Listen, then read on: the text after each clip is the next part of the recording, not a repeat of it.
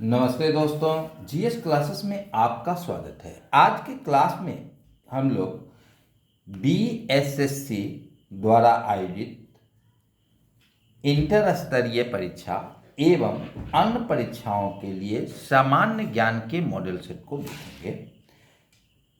यह आपके परीक्षा के दृष्टिकोण से काफ़ी उपयोगी सिद्ध होगा।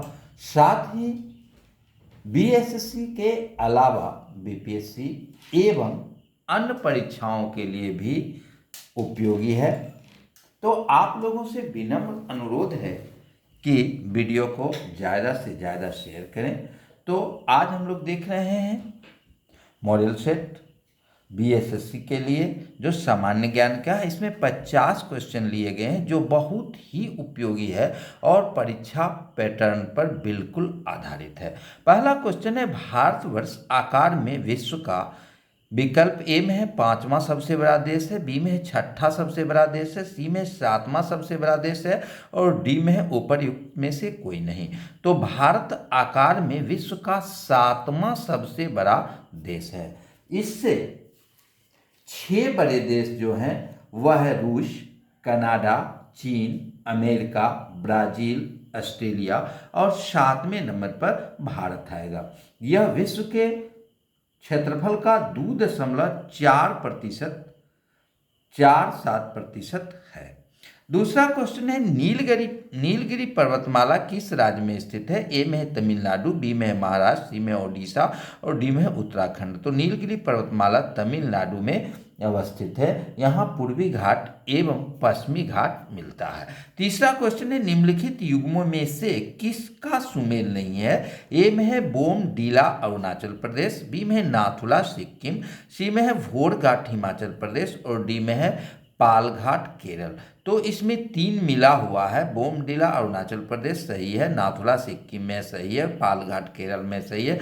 घोड़घाट यह मिला हुआ नहीं है, यहाँ पर हिमाचल प्रदेश दिया है जबकि घोड़घाट महाराष्ट्र में है। तो यहाँ पर हिमाचल प्रदेश के स्थान पर महाराष्ट्र होगा। अब अगला क्वेश्चन है, भारत के किस राज्य का समुद्री तट सबसे अधिक लंबा है? ए में है आंध्र प्रदेश, बी में है महाराष्ट्र, सी में है गुजरात और डी में है तमिलनाडु। तो भारत के सबसे अधिक समुद्री तट यानी कि सबसे लंबा समुद्री तट गुजरात का है।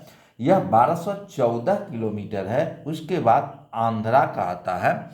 तो सर्वाधिक लंबी तटरेखा जो है वह गुजरात का है। अगला क्वेश्चन है, क्षेत्रफल के क्रम में भारत के 3 बड़े राज्य हैं। ए में है राजस्थान, मध्य प्रदेश और महाराष्ट्र, बी में है मध्य प्रदेश, राजस्थान और महाराष्ट्र, सी में है महाराष्ट्र, राजस्थान और मध्य प्रदेश और डी में है मध्य प्रदेश, महाराष्ट्र और राजस्थान। तो क्षेत्रफल के क्रम में भारत के 3 बड़े राज्य जो हैं, यह सबसे बड़ा राज्य होगा पहला राजस्थान, दूसरा मध्य प्रदेश और तीसरा महाराष्ट्र। तो इसका 5 का ए हो जाएगा। छठा क्वेश्चन है, नर्मदा नदी का उद्गम कहाँ है? ए में है भेड़ाघाट, बी में है शहडोल, सी में है होशंगाबाद और डी में है अमरकंटक। तो नर्मदा नदी अमरकंटक से निकलती है। इसका आंसर हो जाएगा डी। अगला क्वेश्चन है, किस नदी पर शिव समुद्रम जलप्रपात अवस्थित है? तो शिव समुद्रम जलप्रपात जो है वह कावेरी नदी पर है। इसका आंसर हो जाएगा ए। अगला क्वेश्चन है, निम्नलिखित में से कौन सी फसल मृदा को नाइट्रोजन से भरपूर कर देती है?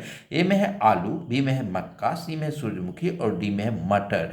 तो मटर जो है सो मिट्टी को नाइट्रोजन से भरपूर कर देते हैं, यानी कि जो भी दलहनी फसलें होती है वह वायुमंडलीय नाइट्रोजन को स्थिरीकरण के द्वारा मिट्टी को नाइट्रोजन से भर देती है। अब अगला क्वेश्चन है, नकदी फसल में सम्मिलित नहीं है। ए में है गन्ना, बी में है कपास, सी में है जूट और डी में है गेहूं।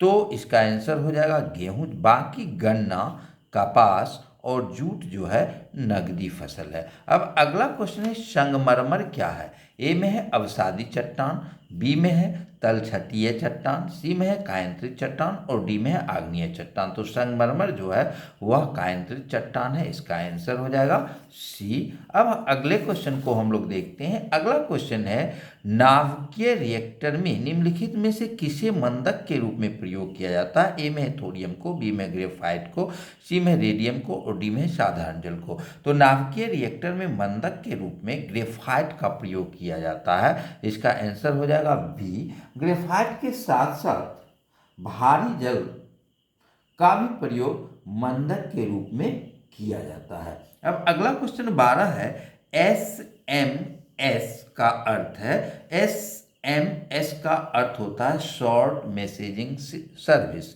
तो इसका आंसर हो जाएगा बी। अब 13वां क्वेश्चन हमारा है एटम में न्यूट्रॉन की खोज किसने की थी? ए में है जे थॉमसन, बी में है चेडविक, सी में रदरफोर्ड, डी में न्यूटन। तो न्यूट्रॉन की खोज चेडविक के द्वारा 1932 ईस्वी में की गई थी, इसको याद रखेंगे। 1932 ईस्वी में चेडविक के द्वारा जो है ये न्यूट्रॉन की खोज की गई थी। अब अगला क्वेश्चन है भू प्रॉपर्टी में सर्वाधिक पाया जाने वाला तत्व है। ए में है ऑक्सीजन, बी में है नाइट्रोजन, सी में है मैग्नीज और डी में है सिलिकॉन। तो भू प्रॉपर्टी में सर्वाधिक ऑक्सीजन पाया जाता है, यह 46.8% पाया जाता है। उसके बाद दूसरे स्थान पर सिलिकॉन आता है, यह जो है 27.2% के आसपास है। 15 क्वेश्चन है निम्नलिखित में से किस तत्व को मिट्टी के तेल में सुरक्षित रखा जाता है? ए में है सोडियम, बी में है कॉपर, सी में है मरकरी और डी में है सिल्वर। तो मिट्टी के तेल में सोडियम को सुरक्षित रखा जाता है। अगला क्वेश्चन है प्राकृतिक रबर का बहुलक है, तो प्राकृतिक रबर का बहुलक आइसोप्रीन है। अब अगला क्वेश्चन 17 है एलिसा परीक्षण किया जाता है। ए में एड्स पहचानने के लिए, बी में क्षय रोग को पहचानने के लिए, सी में मधुमेह की पहचान के लिए और डी में टाइफाइड की पहचान के लिए। तो एलिसा परीक्षण जो है एड्स पहचानने के लिए किया जाता है, तो इसका आंसर हो जाएगा ए। अब अगला क्वेश्चन है रानी खेत बीमारी संबंधित है। ए में है मुर्गियों से, बी में है गायों से, सी में है बकरियों से और डी में है घोड़ों से। तो रानी खेत बीमारी जो है वह मुर्गियों से संबंधित है, 18 का ए हो जाएगा। अगला क्वेश्चन 19 है ग्लूकोज का रासायनिक सूत्र है। तो ग्लूकोज का रासायनिक सूत्र होता है C6H12O6, यह सरल कार्बोहाइड्रेट होता है, तो इसका आंसर हो जाएगा सी। अब हम लोग अगले क्वेश्चन को देखेंगे। अगला क्वेश्चन हमारा है सिंधु घाटी की लोग पूजा करते थे। ए में है पशुपति की, बी में है इंद्र और वरुण की, सी में है ब्रह्मा की और डी में है विष्णु की। तो सिंधु घाटी के लोग पशुपति की पूजा किया करते थे। पशुपति का साक्ष्य हमें जो है शिव मोहनजोदड़ो से एक योगी की मूर्ति प्राप्त हुई है जो पशुपति की मुद्रा में बैठे हुए हैं, तो इसका आंसर हो जाएगा ए। अगला क्वेश्चन है निम्नलिखित में से ऋग्वैदिक आर्यों का सर्वाधिक लोकप्रिय देवता कौन था? तो ऋग्वैदिक आर्यों का सर्वाधिक लोकप्रिय देवता इंद्र था, इसे पुरंदर भी कहा गया है। इसकी चर्चा ऋग्वेद में लगभग 250 बार की गई है। अब अगला क्वेश्चन है महात्मा बुद्ध को महापरिनिर्वाण कहाँ प्राप्त हुआ था? तो महात्मा बुद्ध को महापरिनिर्वाण कुशीनगर में 483 ईस्वी पूर्व में, यानी कि 80 वर्ष की अवस्था में इनको 483 ईस्वी पूर्व में कुशीनगर में परिनिर्वाण प्राप्त हुआ था। अब अगला क्वेश्चन है त्रिरत्न सिद्धांत सम्यक धारणा, सम्यक चरित्र एवं सम्यक ज्ञान किस धर्म की महिमा है वह है? तो यह जैन धर्म से संबंधित है और इसे सम्यक धारण, सम्यक चरित्र एवं सम्यक ज्ञान को त्रिरत्न के नाम से जाना जाता है। अब अगला क्वेश्चन है 6ठी शताब्दी ईसा पूर्व के 16 महाजनपदों के विषय में निम्नलिखित में से किस बौद्ध ग्रंथ में सूचना मिलती है? तो 16 महाजनपदों की जानकारी हम जो है हमें बौद्ध ग्रंथ अगुत्तर निकाय से प्राप्त होती है। अब अगला क्वेश्चन है अशोक के शासनकाल में बौद्ध सभा किस नगर में आयोजित की गई थी? तो अशोक के शासनकाल में पाटलिपुत्र में तृतीय बौद्ध संगीति हुआ था। इसके अध्यक्ष जो थे मोगालीपुत्र तिस्स थे। अब अगला क्वेश्चन है अश्वघोष किसका समकालीन था? तो अश्वघोष कनिष्क का समकालीन था। अगला क्वेश्चन है भारत का नेपोलियन किसे कहा जाता है? ए में है चंद्रगुप्त मौर्य, बी में है चंद्रगुप्त द्वितीय, सी में है अशोक और डी में है समुद्रगुप्त। तो भारत का नेपोलियन समुद्रगुप्त को कहा जाता है। यह ब्रिटिश इतिहासकार विंसेंट ए स्मिथ ने नेपोलियन को यानी कि समुद्रगुप्त को नेपोलियन से तुलना की थी, यानी कि नेपोलियन की संज्ञा दी थी। अब अगला क्वेश्चन है योग के आविष्कारक हैं, तो योग के आविष्कारक पतंजलि थे, इसका आंसर हो जाएगा सी। और अगला क्वेश्चन है ब्लैक पगोडा कहाँ है? तो यह कोणार्क में है। कोणार्क में सूर्य मंदिर है जिसे ब्लैक पगोडा कहा जाता है। इसका निर्माण जो है सो नरसिंह देव बर्मन के द्वारा किया गया था। याद रखेंगे, सूर्य मंदिर का निर्माण 13वीं शताब्दी में नरसिंह देव बर्मन के द्वारा किया गया था। यह उड़ीसा में है। अब अगला क्वेश्चन आपका है बिहार के किस जिले की प्रति व्यक्ति आय सर्वाधिक है? तो बिहार के पटना जिला का प्रति व्यक्ति आय सर्वाधिक है, इसका आंसर हो जाएगा ए। अगला क्वेश्चन है भारत का केंद्रीय बैंक कौन सा है? तो रिजर्व बैंक ऑफ इंडिया को केंद्रीय बैंक के नाम से जाना जाता है, तो इसका आंसर हो जाएगा ए। अगला क्वेश्चन है व्यावसायिक बैंकों का सर्वप्रथम राष्ट्रीयकरण कब किया गया? ए में है 1966 में, बी में 1980 में, सी में 1969 में और डी में 1975 में। तो व्यावसायिक बैंकों का सर्वप्रथम राष्ट्रीयकरण 1969 ईस्वी में किया गया था। इसमें 14 बैंकों का राष्ट्रीयकरण किया गया था और बाद में 1980 में 6 बैंकों का राष्ट्रीयकरण किया गया था। तो याद रखेंगे सर्वप्रथम राष्ट्रीयकरण 1969 में 14 बैंकों का और 1980 में 6 बैंकों का किया गया था।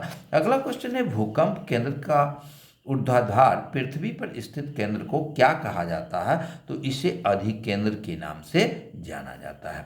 अब अगला क्वेश्चन है स्वर्णिम चतुर्भुज संबंधित है। स्वर्णिम चतुर्भुज योजना जो है वह सड़क से संबंधित है, जिसका आंसर हो जाएगा सड़क 34 का बी।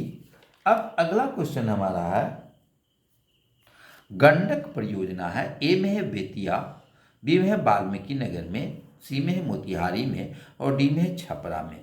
तो गंडक परियोजना जो है सो वाल्मीकि नगर में है, इसका आंसर हो जाएगा वी। अब है कांटी तापीय विद्युत परियोजना किस जिला में स्थित है? तो यह मुजफ्फरपुर जिला में अवस्थित है, इसका आंसर हो जाएगा सी। अब अगला क्वेश्चन है महासागर तल के कंपन का परिणाम है। तो महासागर तल के कंपन होता है यानी कि समुद्री क्षेत्रों में जो कंपन होता है उससे सुनामी नामक भूकंप आता है, तो यहाँ इसमें सुनामी हो जाएगा। अब अगला क्वेश्चन है पंजाब में भूमि निम्नीकरण का मुख्य कारण है। ए में है वनोन्मूलन, बी में है गहन खेती, सी में अति पशुचारण, डी में अधिक सिंचाई। तो पंजाब में भूमि निम्नीकरण का मुख्य कारण जो है वह अत्यधिक सिंचाई है। अब अगला क्वेश्चन है फायराइट किस प्रकार का खनिज है? ए में है धात्विक, बी में है अधात्विक, सी में परमाणु और डी में है ईंधन। तो पायराइट जो होता है वह धात्विक खनिज है, तो इसका आंसर हो जाएगा ए। अगला क्वेश्चन है सोवियत संघ का विघटन किस वर्ष हुआ था? तो सोवियत संघ का विघटन 1991 ईस्वी में हुआ था, यानी कि सोवियत संघ विभाजित हो गया और 1951 ईस्वी में। अब है नई आर्थिक नीति किसने लागू की थी? नई आर्थिक नीति लेनिन के द्वारा लागू की गई थी, इसका आंसर बी हो जाएगा। अगला क्वेश्चन है कम्युनिस्ट मैनिफेस्टो के लेखक हैं। तो कम्युनिस्ट मैनिफेस्टो जो है वह कार्ल मार्क्स और उनके मित्र फ्रेडरिक एंजल्स के द्वारा लिखा गया था, जिसका आंसर हो जाएगा 42 का बी, यानी कि कम्युनिस्ट मैनिफेस्टो जो है कार्ल मार्क्स और फ्रेडरिक एंजल्स के द्वारा लिखा गया था। अब अगला क्वेश्चन है अंकोर वाट का विष्णु मंदिर किस देश में बनाया गया है? तो अंकोर वाट का विष्णु मंदिर जो है वह कंबोडिया में है, तो इसका आंसर हो जाएगा ए। अब अगला क्वेश्चन हमारा है लोकसभा का निर्वाचन के लिए न्यूनतम आयु क्या है? तो लोकसभा के निर्वाचन के लिए आयु जो है सो 25 वर्ष है, जबकि राज्यसभा के लिए 30 वर्ष, उसी तरह विधानसभा के लिए 25 वर्ष और विधान परिषद के लिए 30 वर्ष। अगला क्वेश्चन है मंत्रिमंडल की बैठक की अध्यक्षता कौन करता है? तो मंत्रिमंडल के बैठक की अध्यक्षता प्रधानमंत्री के द्वारा की जाती है। अगला क्वेश्चन है गंडक किसकी सहायक नदी है? तो गंडक जो है वह गंगा नदी की सहायक है, यानी कि गंगा नदी में गंडक आके मिलती है। अगला क्वेश्चन निम्न में से किसके उत्पादन में भारत का प्रथम स्थान है? तो दूध के उत्पादन में भारत का विश्व में प्रथम स्थान है। अगला क्वेश्चन है, भारत में सहकारिता आंदोलन का प्रारंभ कब हुआ? तो भारत में सहकारिता आंदोलन का प्रारंभ 1904 में हुआ था। इसका आंसर हो जाएगा बी। अगला क्वेश्चन, वे कौन से 3 राजनीतिज्ञ थे जिन्होंने गुट निरपेक्ष आंदोलन को मूर्त रूप दिया? तो यह नासिर, टीटो और नेहरू के द्वारा दिया गया था। तो 49 का हो जाएगा सी। अगला देश है, बांग्लादेश की मुद्रा का नाम क्या है? तो बांग्लादेश की मुद्रा का नाम टाका है। इसका आंसर हो जाएगा बी। तो ये आज के प्रश्न थे। अगले वीडियो में यानी कि हम लगातार वीडियो डालेंगे जो बिहार एसएससी एवं बीपीएससी परीक्षाओं के लिए काफ़ी उपयोगी सिद्ध होगा। धन्यवाद।